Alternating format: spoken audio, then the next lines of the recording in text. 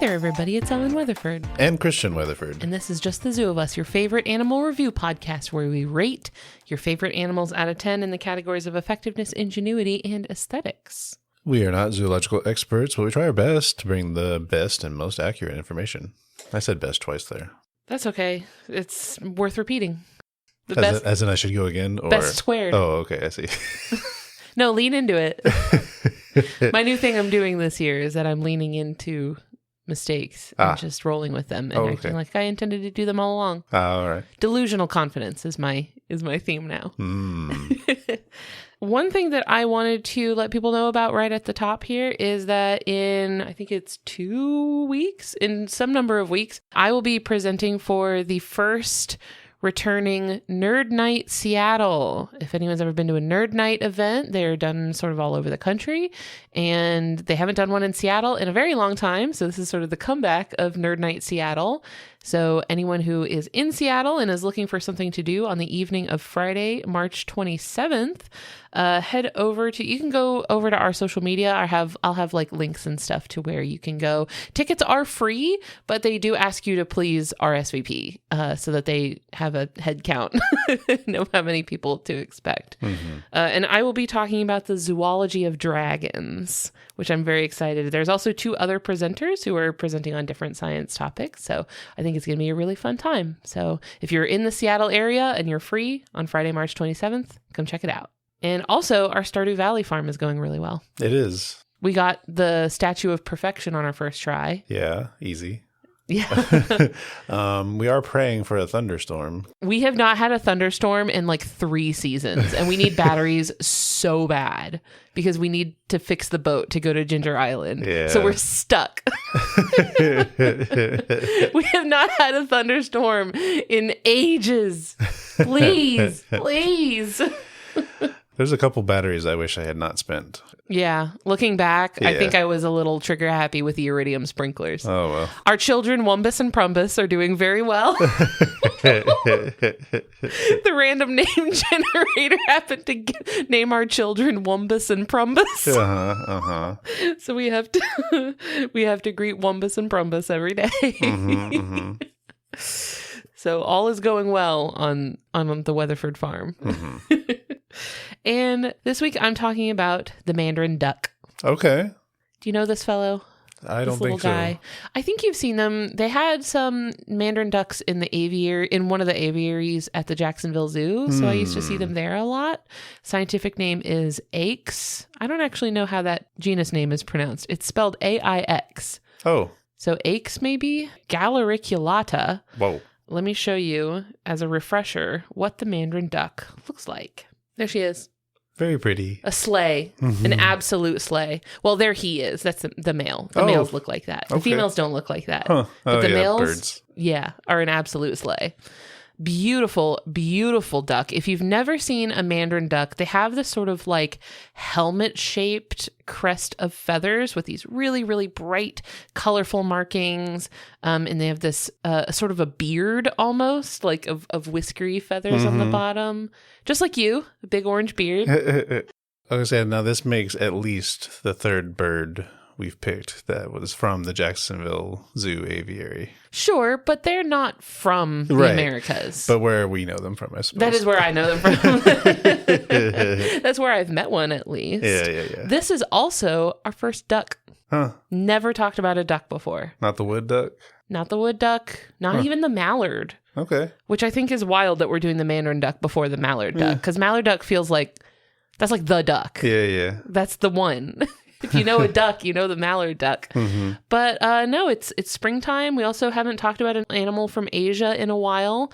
So I actually took to Discord to solicit requests. I was having some trouble coming up with a topic for this week's episode, and I asked for some suggestions. So thank you to Derek and Ivan Kwan for pitching this one in the Discord. As soon as they mentioned it, I was like, oh, yeah, for sure. For sure, it's going to be that one. And my sources will be cited in the episode description. So you can go check out any of the papers or articles or anything like that I mentioned during this. So you know where I'm getting my facts from. Very good. If you've never seen one before, Mandarin ducks are on the smaller side for ducks. They're little guys. They're demure. They're only about 1.5 feet long with only a 2 to 3 foot wingspan. They are native to Eastern Asia, but they have been introduced to Europe, and there are a few feral populations in the United States, including one in particular that made quite the stir a few years ago that I'm saving for the end. But there was one particular Mandarin duck that was the talk of the town in the United States a few years ago. Was that the birder community, perhaps? Yes, it was the birder community, which this happened in 2018. So it was like a year before I got very like well connected in animal related social media. So this was a meme that completely skipped me. Like I had no idea this was happening. Okay. But it was a delight to find out about almost 10 years later. And they are in the taxonomic family Anatidae, which are the ducks. This is, as I mentioned, our first duck. You familiar with ducks? Yeah. Have you heard of ducks? You aware of them? Ate one recently. We did have duck recently for the first time. That wasn't my first time. Oh, no, that's right. You know what we had? We had that duck, what was it, roulette? At that French restaurant many years ago. This was my first time eating like duck, and it was, you got a duck curry at a Thai restaurant. Yes. What'd you think? It was good. I wish they had made it spicier, but that's I know okay. you wished that. I was satisfied with the spice level, but it was actually pretty good. Dare I say, perhaps like it a little bit more than chicken. Oh, okay. More than white meat chicken, at least. Yeah. I describe it as like extra dark meat chicken. It was very tasty, and I would definitely order it again. So yeah, well, maybe not the best introduction to ducks. The genus that Mandarin ducks are in only contains one other species, and it is actually one that you already asked about. Well, did I? Yeah, or one that you already mentioned. Was it the wood duck? It's the wood duck. Okay. So the Mandarin ducks and wood ducks are actually pretty close cousins. Both of them are called perching ducks, which means that they spend more time perching in trees than most of the other ducks. You remember when we had those wood ducks in our backyard? Yeah. You remember how our neighbor put up some duck boxes, which are like little nesting cavities that are way up on like a big pole, and the ducks would like lay their eggs inside of the box. So Mandarin ducks do that too. Aw. It's really cute. And then when the babies are like ready to come out of the nest, they have to like do that like daredevil leap of faith down to the ground from this duck box is like six feet tall. Yeah. And the mom's like, all right, hope you're ready. And they just kind of kick him out. And it's it gives me a mild panic attack every time. So I'm like, there's no way. I don't remember seeing them a lot in person though. What, the wood ducks? Yeah. Well, we happened to have, I think it was 1 year. I think it was over the winter 1 year. We had wood ducks that like, they decided to nest in our backyard for the season. But I only remember that happening once. But it was really nice when they were there. I was really happy about that. So Mandarin ducks also make their nests in tree cavities. And actually, Lee pointed out in our Discord that there have been reported hybrids between Mandarin ducks and wood ducks. Oh.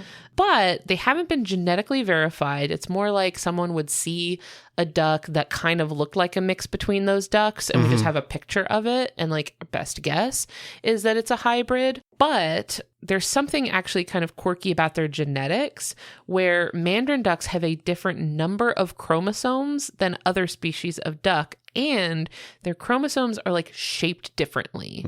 Like the shape of the chromosomes isn't quite the same as it is even in their closest relatives, the wood ducks. So it is very unlikely and maybe even impossible for them to hybridize, even with this closely related species.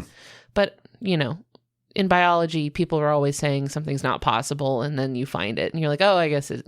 Life finds a way. Life finds a way, indeed. So maybe there's a hybrid, probably not, but maybe it's possible that just it's one that looks kind of weird. Perhaps just an undescribed species. I mean, probably not that. Well, now which one's more probable?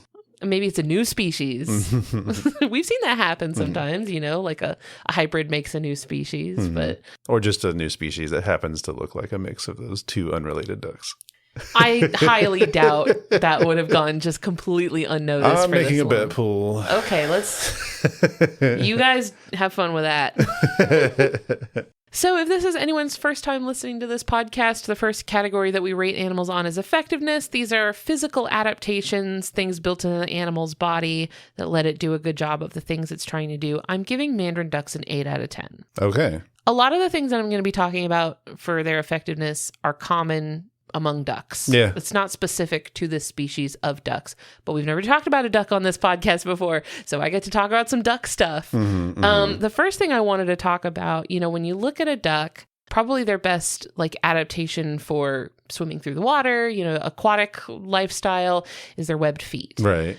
But something that I've often wondered, when you look at a duck, specifically a duck that lives in cold places, right? These ducks are from Eastern Asia. They can be found all the way up into northern China, northern Japan, Russia. They can be found in very, very cold places where the water is often extremely cold, even frozen. So you look at a little duck with their naked little feet in the cold, cold water, and you wonder, how are their feet not freezing right off of their bodies, right? Sure. Sometimes they're just plopped right down on the ice, and you're like, how are you doing that? Yeah. You should be getting frostbite, right? Uh-huh.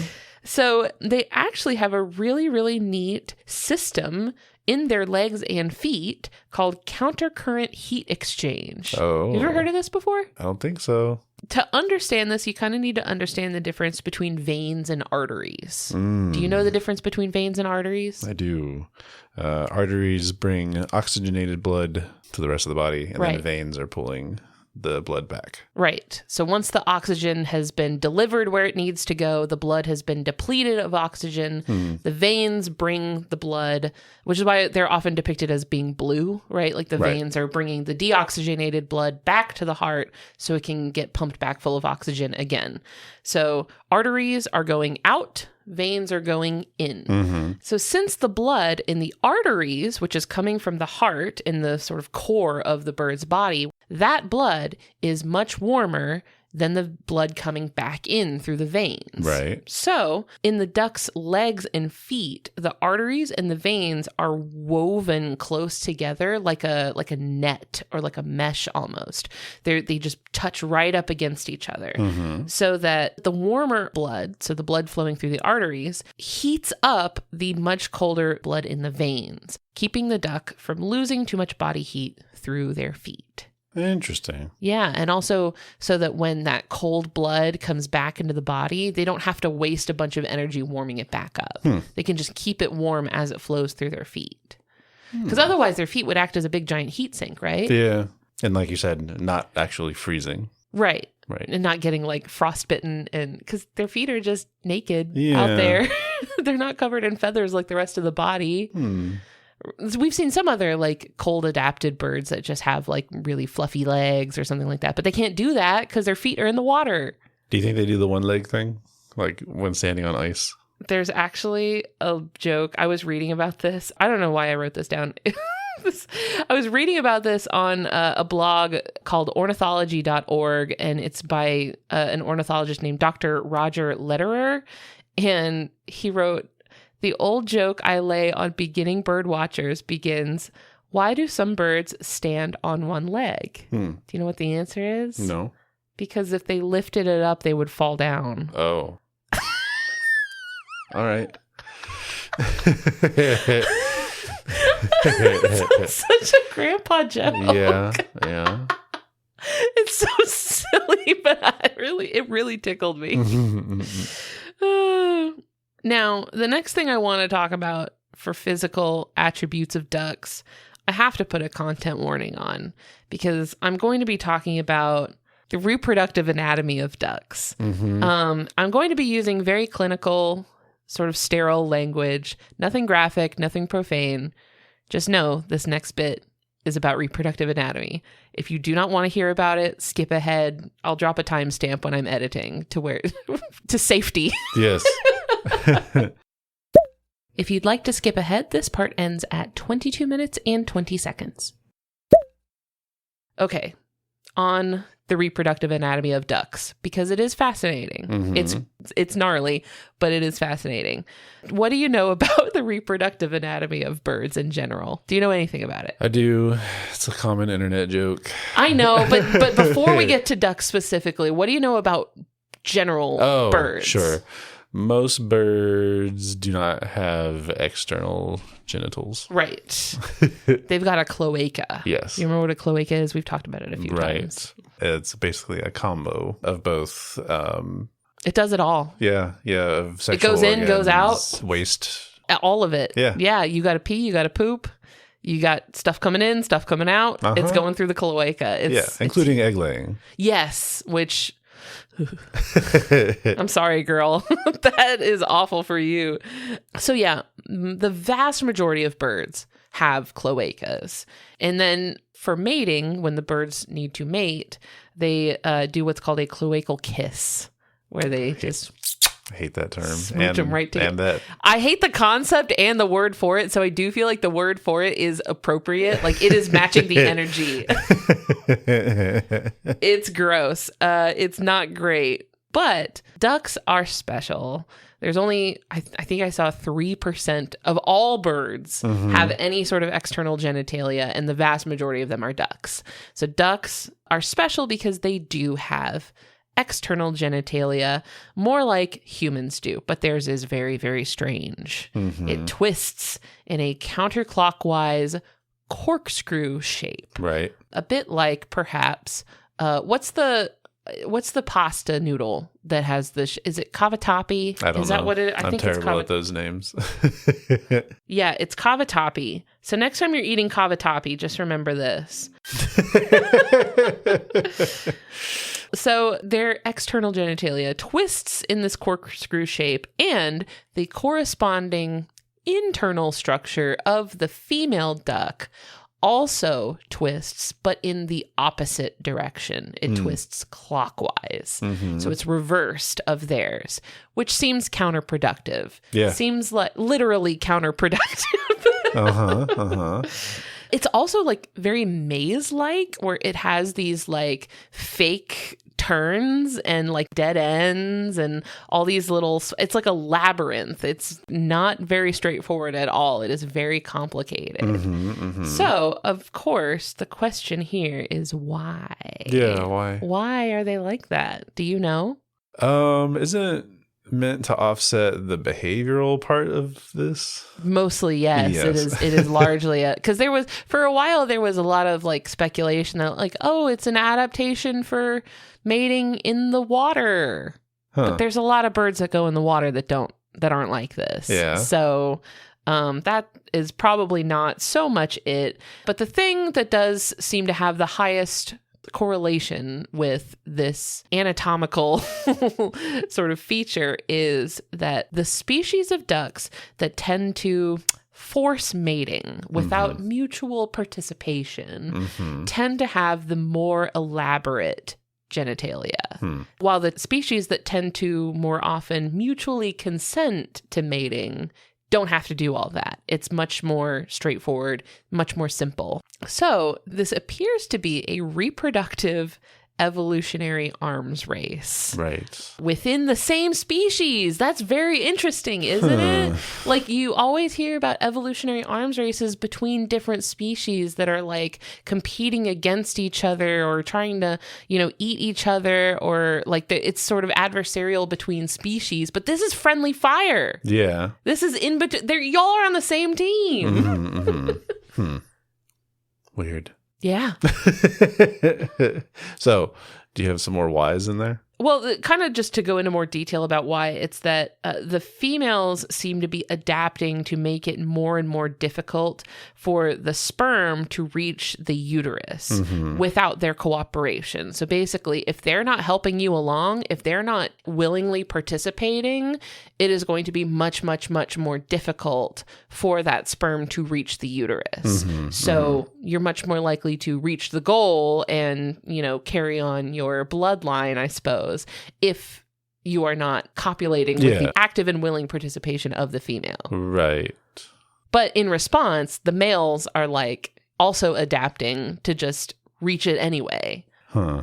rather than just like being more desirable for the females. Right. Which seems to me like, obviously you can't really anthropomorphize, but part of me is like, well, just get better at the females cooperating with you, right? Like, just be more desirable as a mate, I guess. Mm-hmm, this is a skill issue entirely. Yeah. Because I guess the whole point is to just defend the female's stake in selection. Right. It is a mechanism by which the female can exercise more choice in reproduction. Yeah, which this kind of arms race is the like complete opposite from something like the birds of paradise, that kind of thing, where they're trying to become more and more, flattering and developing dances and things, right? Yeah. Which I will say the Mandarin ducks definitely do. They have courtship dances and courtship displays. A lot of their, like those ornamental feathers and how, visually appealing their crests and their plumage is, a lot of that is mate selection, right? They want to look better so that females will want to mate with them. We know that plumage is for mate selection because only the males have it, right? If it was something that was necessary for survival, like I saw some people suggest that it was like a camouflage, that it was helpful for like some sort of other thing. But if it was necessary for survival, then the females would have it too, right? If they need it to survive, why do only the males have it? And also, the males don't always have it. Huh. They shed it after the breeding season. They molt it. It's gone. I see. So, like, it's clearly not that. Yeah, sure. But it's more of a display to get the females' approval. And Mandarin ducks, they do have the corkscrew shapes and everything like that, but it is smaller and less elaborate than other types of ducks. So they don't seem to be as coercive, like their behavior isn't as coercive as other types of ducks. But this is sort of common to ducks. This is just a thing ducks do. Ducks are wild and out there. Let's take a quick break to hear from our friends on the Maximum Fun Network. And then when we get back, we'll talk ingenuity, aesthetics, and other stuff from Mandarin ducks.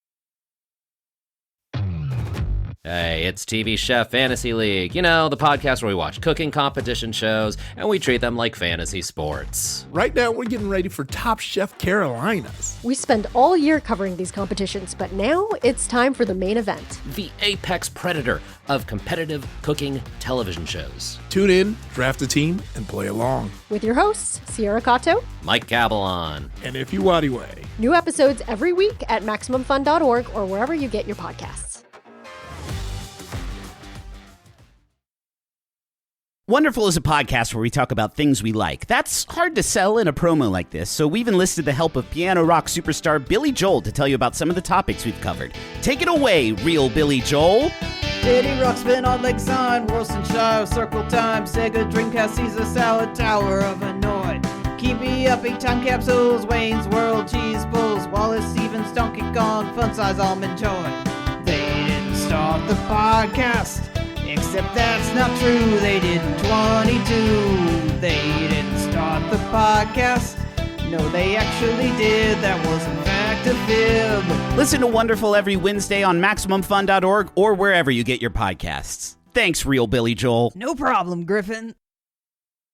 The next category that we rate animals on is ingenuity. These are behaviors, ways that the animal is navigating their world or solving the problems that they face.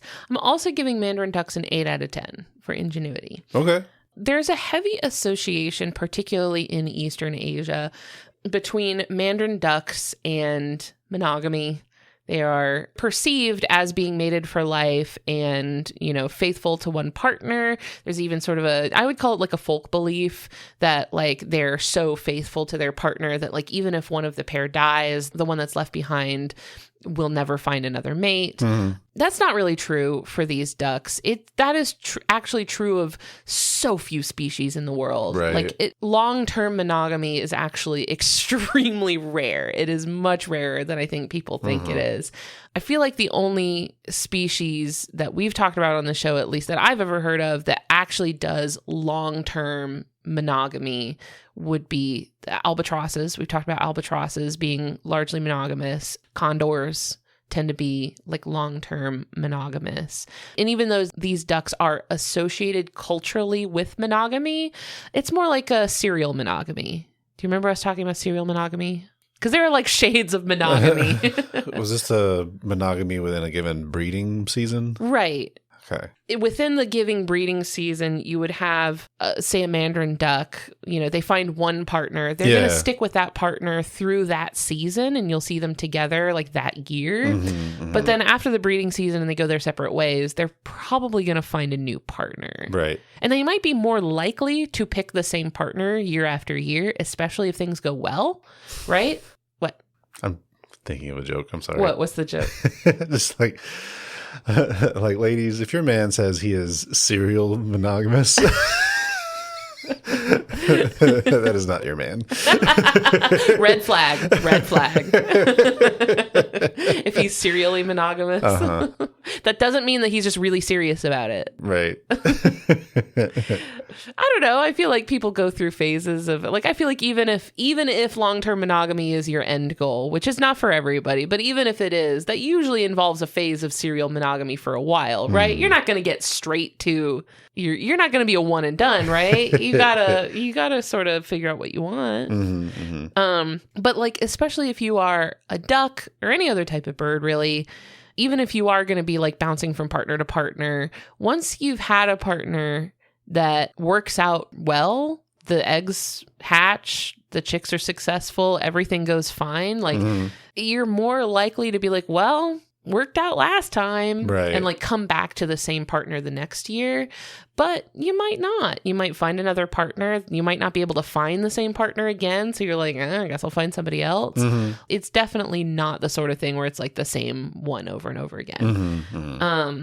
And also, after mating, once mating is done, the father will stick around to kind of protect the mother and the eggs, but he usually leaves before the eggs hatch. So he's not even around for the long haul. Sure. Like, he's not even going to stick by you for the kids.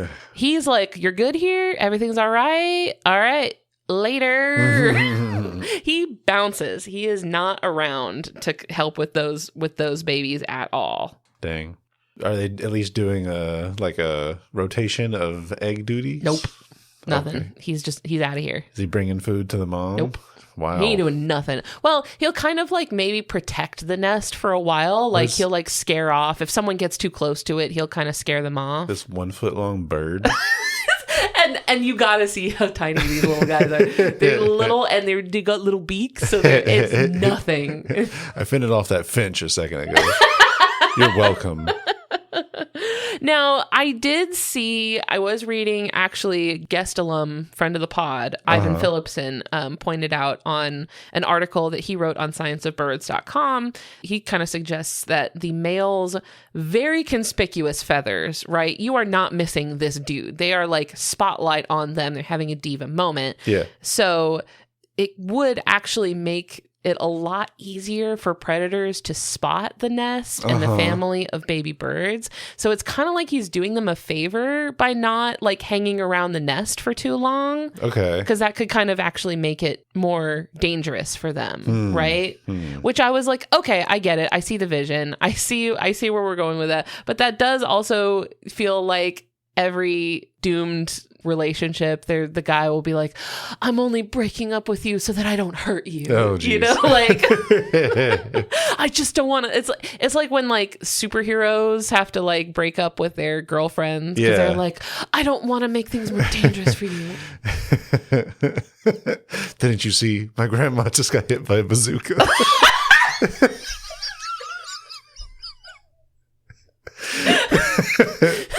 It's not going to be funny to anyone else. Yeah. I'm sorry. Okay. But it's very funny to me. Well, it was for you. Thank you.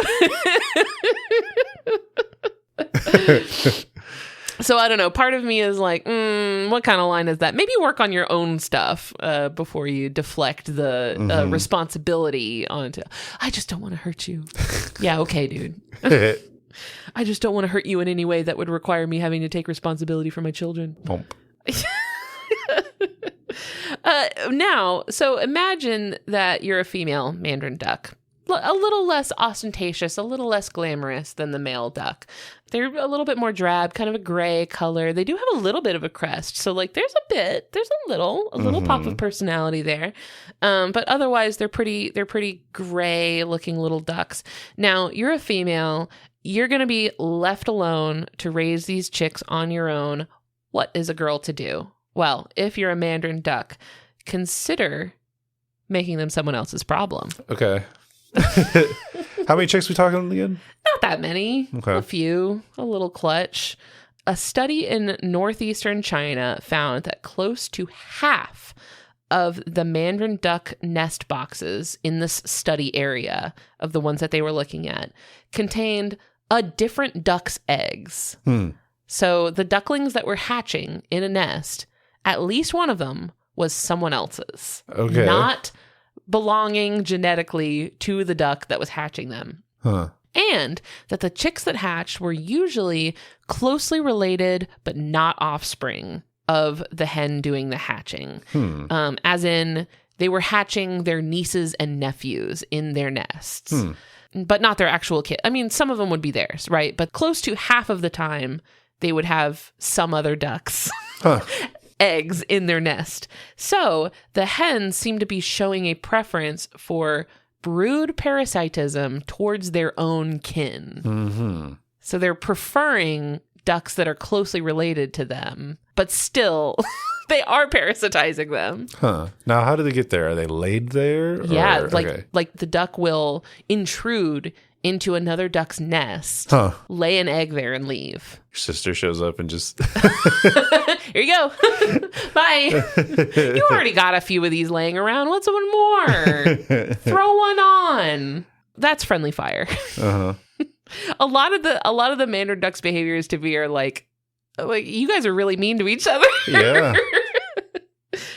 And another study that actually came out last month, so this is super fresh, documented a Mandarin duck intruding into the nest of a scaly-sided merganser, so a different species, not closely related at all, and laying her egg there. So they apparently aren't really that picky. The paper points out that since Mandarin ducks don't usually do this, it doesn't seem like obligate brood parasitism, as in they don't do this every time, right? We've talked about cuckoos that like they only do this. They never make their own nest, right? Well, I was going to say, because if they all did it all the time, there wouldn't be a nest to parasitize. It would be so funny if they were all making nests and then just all laying their eggs in like some other duck's nest. So everyone's just hatching someone else's kids and nobody knows who they are.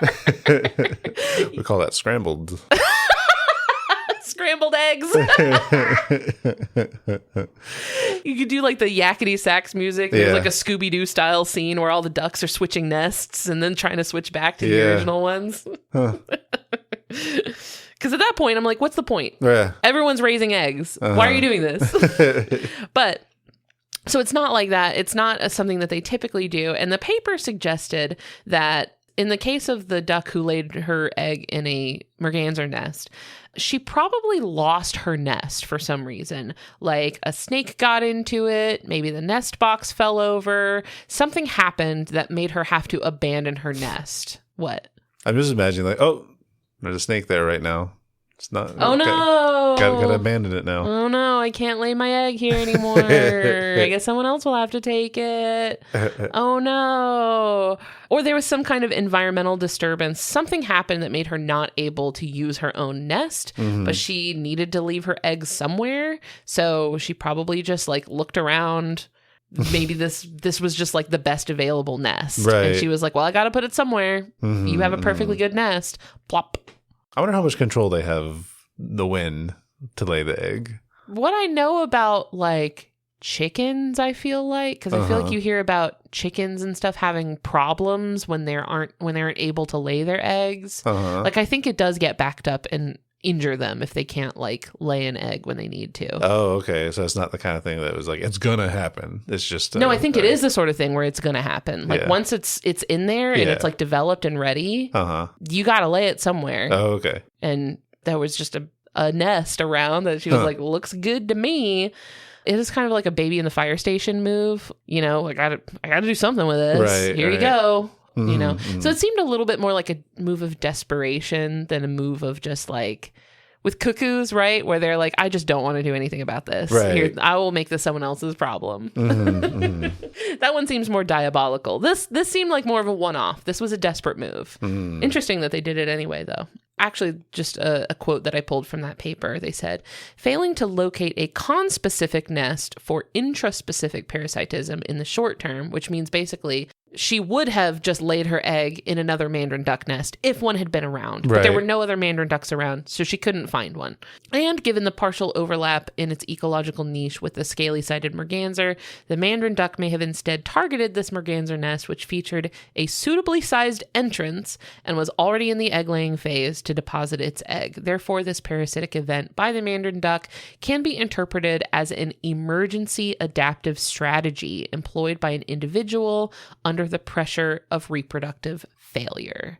So basically this was a one-off. She was just problem solving. Yeah. Like, it's not necessarily reflective of a typical behavior of the species. Just this one was in a tight spot and she had to think on her feet, and she did. So Well, you know what? Good for you. Yeah. You know what? You made sure that egg got laid in a nest. Also, I read in the paper the egg hatched and the duck was fine. Oh, okay. Everything went fine. So you know what? Good on you. Proud of you. Now, what do their chicks look like? They're so cute. And they look exactly like wood duck chicks. You remember the wood duck chicks behind our house? No. I'll show you. They're so cute. I'm just imagining generic duck chick. Yeah, you got it. It looks like that. Yeah. Here you go. Yep. That's it. That's All a right. duck. I got it. I feel like every duck on the planet looks exactly alike when they're ducklings. Like every duckling looks exactly the same. I've never in my life seen a like species of baby duck that didn't look exactly like every other species of duck. Which actually brings me to aesthetics, the final category that we rate animals on. This one's getting an easy 10. Easy 10 out of 10. Yeah. Because like the males, if you've ever been in an aviary or like seen some sort of, like if you've ever seen a bunch of ducks together and one of them is a Mandarin duck, he's mogging everyone in the room. He is all eyes on him. He's the star of the show, the center of attention. He looks fantastic. The females, while they're not as like bright and showy, they're very pretty. They're very, I haven't even shown you a picture of a male and female together, but they're also very pretty. Here you go. Aww. I've seen the female Mandarin duck described as his goth GF, Yeah. which I wouldn't describe that look as goth. It's more muted and millennial gray, I guess. She does blend in a lot better, like with Yeah. the surroundings. She's definitely more made for camouflage, Yeah. right? Like she's definitely supposed to be more subtle and better at hiding than he's meant for display. He is for show. But as I mentioned earlier, once the breeding season is over, the male ducks will molt and they will drop basically all of that like showy, flashy plumage. And he ends up looking more like a female after the breeding season. And this is called eclipse plumage, basically, where they like kind of go stealth mode and they just like drop all of the fancy. They also drop their flight feathers during this molt. So they actually can't fly for like 2 months, which is like, why would you do that to yourself? Yeah. That seems terrible. I mean, they have to, but like it sucks that they drop their feathers and they're like, okay, I'm grounded permanently. Not permanently, but for like 3 months. So now, does that mean they leave the nest prior to that plumage change? Well, by this point, they're adults. They would have long left the nest. No, what I mean is the father male duck leaves behind the partner's nest. Right. But it does that before he loses his feathers, particularly his flight feathers. I think so. Huh. Yeah, I think he would. That would be a good bit after he's already. My job here is done. Yeah. It is very relatable that after spending a season like dressing to the nines, like putting on a full face every single day, you have to spend like 3 months in gray sweatpants to recover from it. Well, the flight feathers thing kind of puts a timeline on it, right? You got to get while the getting's good. That's true. Clock is ticking, sir. Now, to wrap up for Mandarin ducks, their conservation status is of least concern.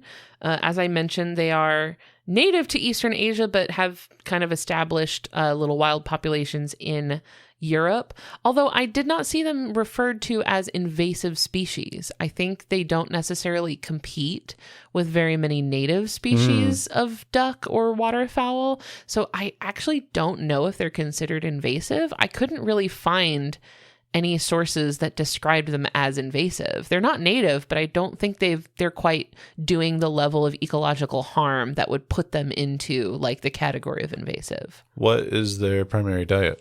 They're eating little things, little like seeds and grasses and stuff like that. I think they're kind of omnivorous, but they have these tiny, tiny little beaks. So they really can't eat anything big. Okay. So I mentioned this earlier, but in 2018, a single male Mandarin duck appeared in New York City's Central Park. And the crowd went wild. People went absolutely nuts over this duck. It was one single Mandarin duck in Central Park, and it was in the headlines. It was making headlines. It was on the news. People were reporting on it. There were like crowds gathered every single day at this pond in Central Park.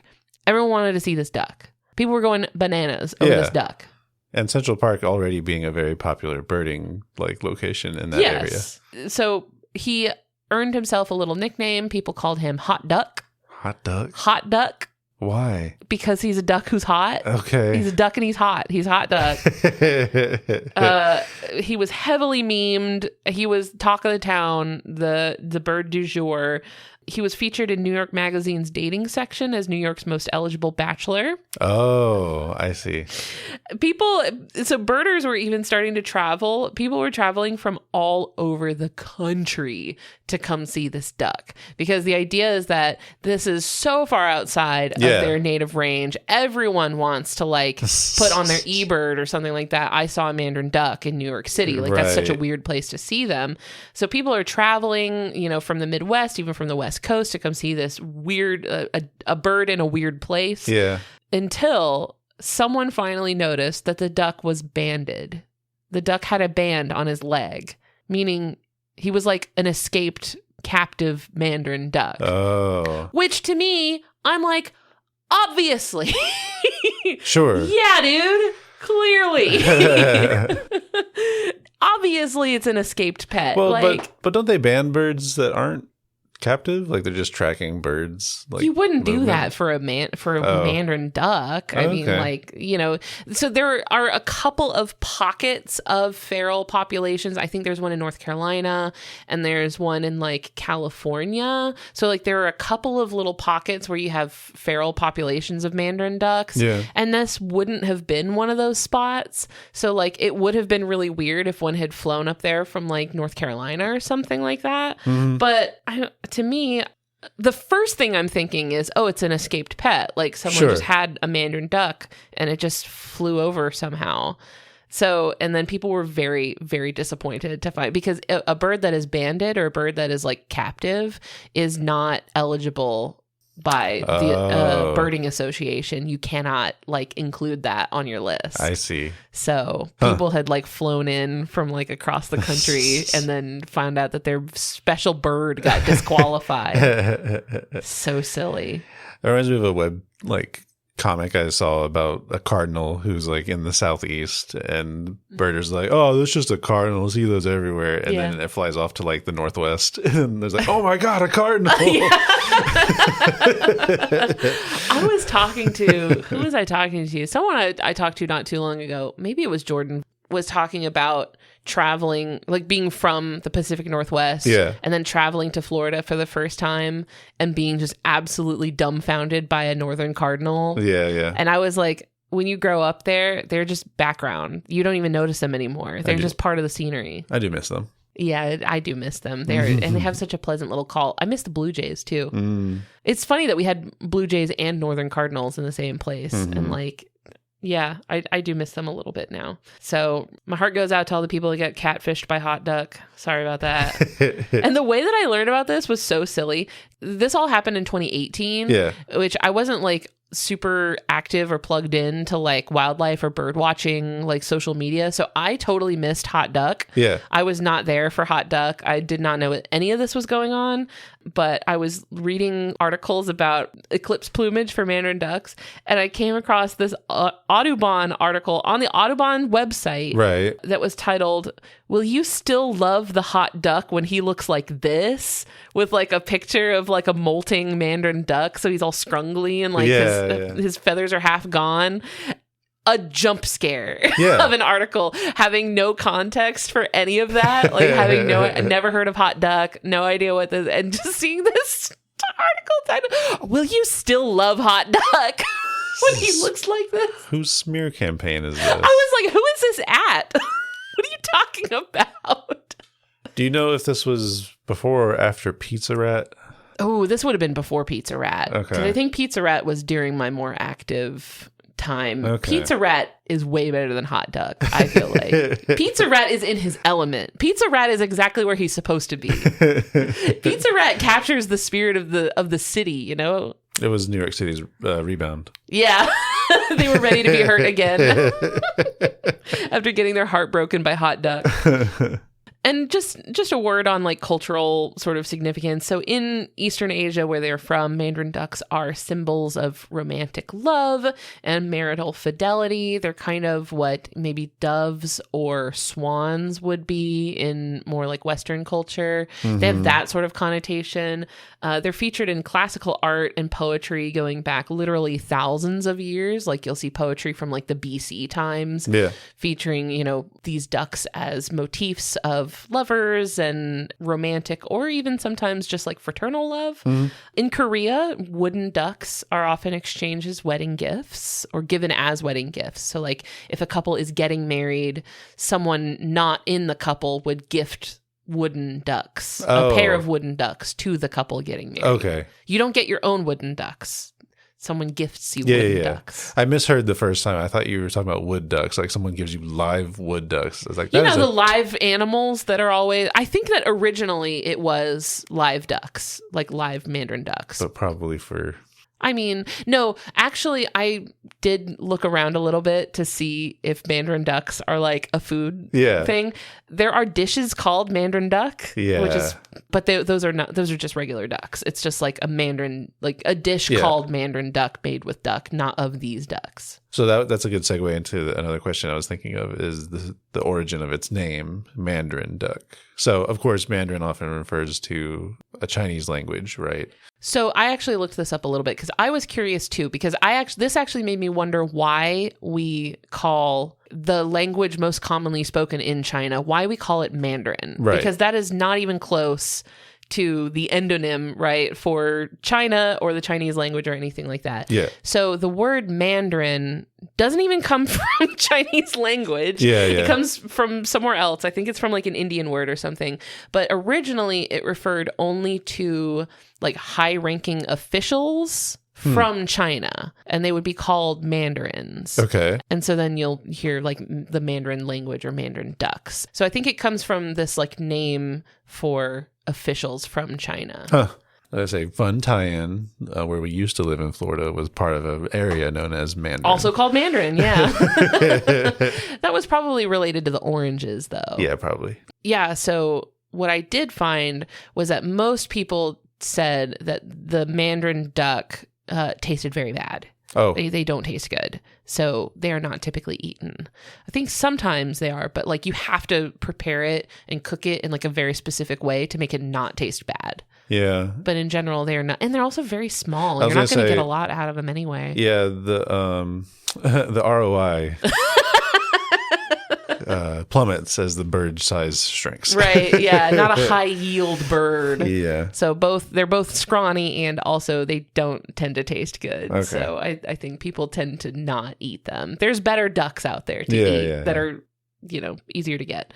Now, in Discord, Ivan also mentioned, he said, the Chinese or Cantonese term for Mandarin ducks, which is yuanyuan, has also been used for combinations of different items. For example, if you order yuanyuan at a traditional coffee shop in Hong Kong or Singapore, you're ordering coffee mixed with black tea. Oh. I ordered this, not knowing about the relevance to this episode, last weekend. Wow. At the mall in Glow Tea, which is a local, I guess, coffee and boba chain. Yeah. And they just had on their menu, it said coffee milk tea.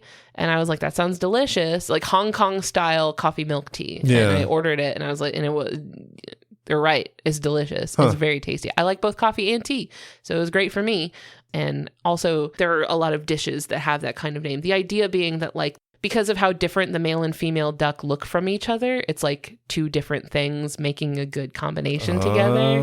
Like a good pairing of two very different things. Okay. So coffee and tea, or like two different types of noodles, or that, like, the name of the ducks is often used for pairings of things. Like it, yeah. And I gotta say, coffee and tea, that's a great combo. Oh, you guys are a couple? Which one of you is the coffee and which one of you is the tea? I think I'm the coffee between us. I think you're the tea. What do you think? Yeah, I can see that. And that's Mandarin Ducks. Thanks, babe. They're a delightful, wonderful little duck. And what a great introduction to ducks for this podcast. And thank you, dear listener, for spending this time with us. I had a wonderful time, and I hope that you did too. If you want to come hang out with us on social media, we're on Facebook, Instagram, Discord, Blue Sky. Links to everything will be in the episode description. And also, you can send me an email at ellen@justthezooofus.com if you have a cool animal that you'd like to hear us talk about on the show. We'd like to thank Maximum Fun for having us on their network alongside their other phenomenal shows. If you want to learn more about the network and their shows and how you can be a part of supporting our show, plus get access to our exclusive monthly bonus episodes, head over to MaximumFun.org. And finally, we would like to thank Louis Zong for our theme music, which is really lovely and nice. And could do with a few more quacks, I think. And we'll talk to you guys later. Thanks, y'all. Thanks. Bye. Bye.